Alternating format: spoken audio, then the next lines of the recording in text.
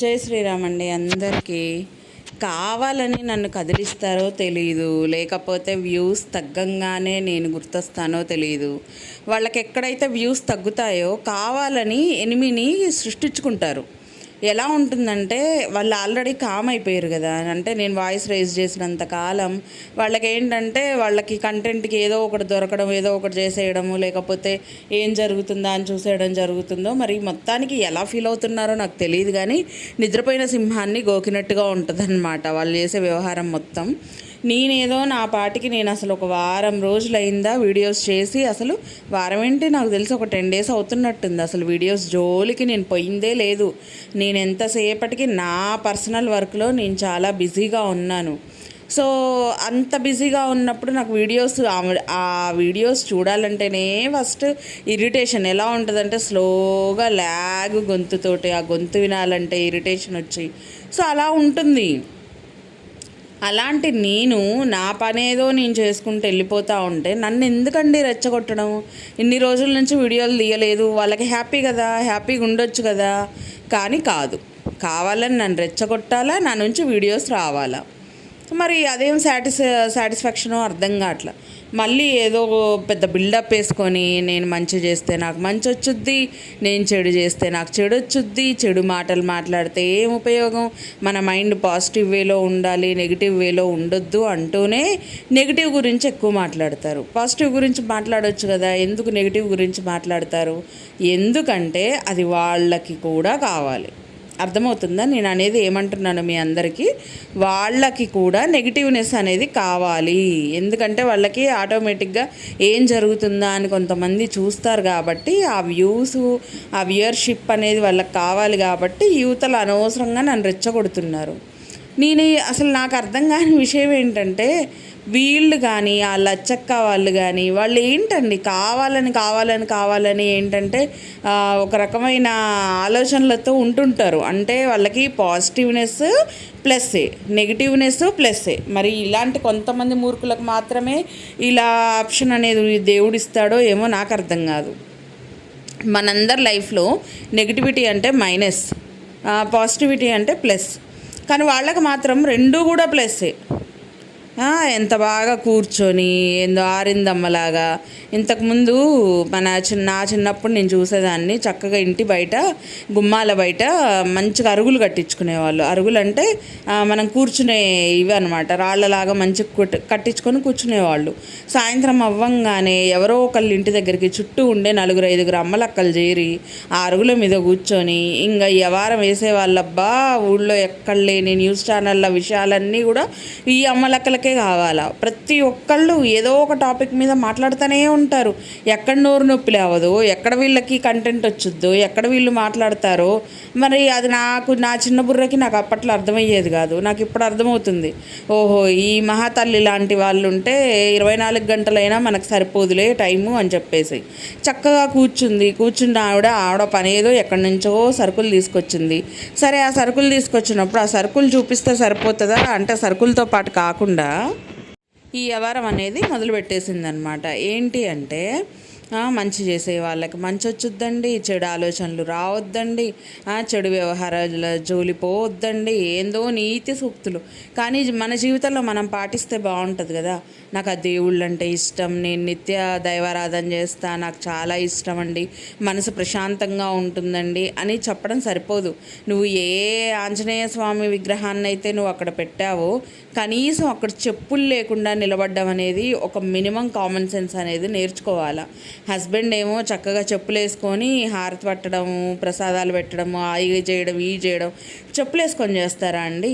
ఎంత చిన్న పిల్లలకు కూడా తెలుసు, ఇప్పుడు 5 సంవత్సరాల పిల్లలకు కూడా తెలుసు అక్కడ చెప్పులు వేసుకోవద్దు, దేవుడి గుడి దగ్గర చెప్పులు వేసుకొని లోపలికి పోవద్దు.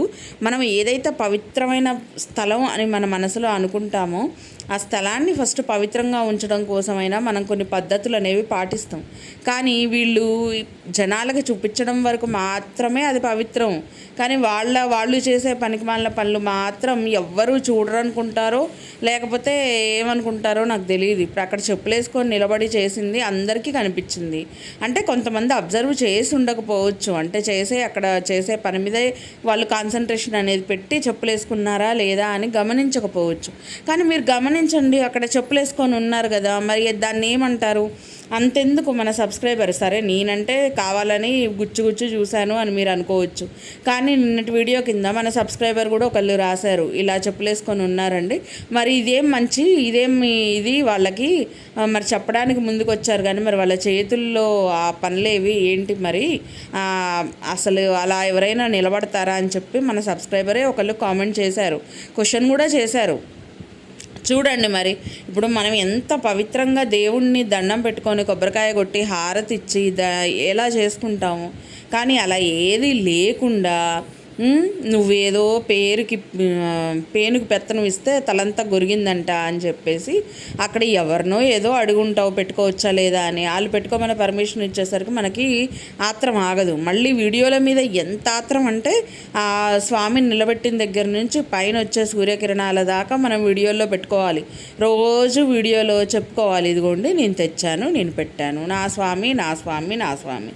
అసలు ఏందో మరి ఇది నాకు అర్థం కాదు. అంటే భక్తి ప్రపంచంలో ఈవిడ మాత్రమే మునిగి తేలుతున్నట్టు, ఇంతవరకు ప్రపంచంలో ఎవ్వరూ కూడా భక్తి మార్గంలో లేనట్టు, ఎవ్వరికి ఏమీ తెలవనట్టు, ఈమె పాటించే ఆచారాలు వ్యవహారాలు ఈవిడ్ని చూసి కొంతమంది ఫాలో అవుతున్నట్టు బిల్డప్ ఒకటి. మళ్ళా అసలు ఎంత బిల్డప్, అసలు ఈ ల్యాగ్ మనిషిని, ఈ వాయిస్ ఇంత కఠోరంగా ఉంది. సో ఈ మనిషిని ఎలా న్యూస్ రీడర్గా, ఎలా ఒక అంటే జాబర్ హోదాలో ఉంచేసి ఎలా చూసారో మరి నాకైతే అర్థం కాలేదండి. ఇప్పుడు ఏదన్నా ఒక వాయిస్ బేస్ అనేది ఉండాలి. ఇప్పుడు ప్రతి వాయిస్లో ఒక బేస్ ఉంటుందండి, అంటే కొంతమందికి గట్టిగా ఉంటుంది, కొంతమందికి చాలా స్మూత్గా వస్తుంది వాయిస్ అనేది, చాలా స్లోగా వెళ్ళిపోతుంటుంది, ఒక రిధమ్ అనేది ఉంటుందండి. ఇప్పుడు సమంత వాయిస్ ఉంది, మీరు చూడండి, ఒక రకమైన మ్యూజిక్ యాడ్ చేసినట్టే ఉంటుంది, ఆ వాయిస్లో ఒక రకమైన మ్యూజిక్ యాడ్ చేసినట్టునే ఉంటుంది. డబ్బింగ్ ఆర్టిస్టులు ఉంటారు, ఒకళ్ళ వాయిస్కి కంపారిజనే ఉండదు.